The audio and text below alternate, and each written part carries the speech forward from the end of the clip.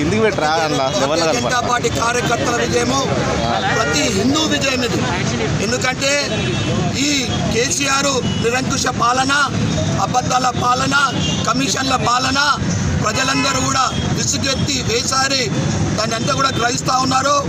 ఈరోజు తెలంగాణలో మలుపు భారతీయ జనతా పార్టీ రాబోయే రోజుల్లో అన్ని ఎలక్షన్లలో జిహెచ్ఎంసీ ఎలక్షన్లు కానీ 2023లో ఖచ్చితంగా భారతీయ జనతా పార్టీ అధికారంలోకి రావడం ఖాయం.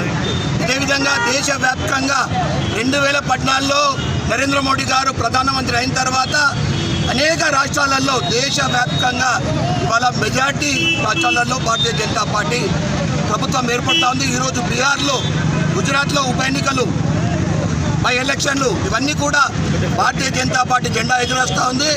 వీరి ఆటలు ఇక సాగవు.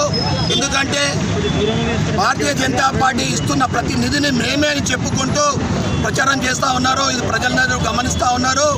అదేవిధంగా రాబోయే రోజులలో టీఆర్ఎస్ ప్రభుత్వం పతనము ఈ రోజు నుంచే ప్రారంభమైందని భారతీయ జనతా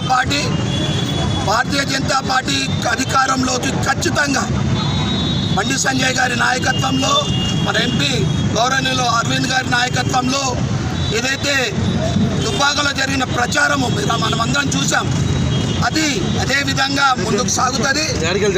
రాబోయే రోజుల్లో తప్పకుండా మనమందరం కూడా హిందువులందరం కూడా మనము ఏదైతే ఓవైసీ పాలన, ప్రజాకర్ల పాలన టీఆర్ఎస్ ప్రభుత్వం సాగిస్తూ ఉందో దాన్ని చరమాంకము రాబోయే రోజులు తొందరలోనే ఉంది.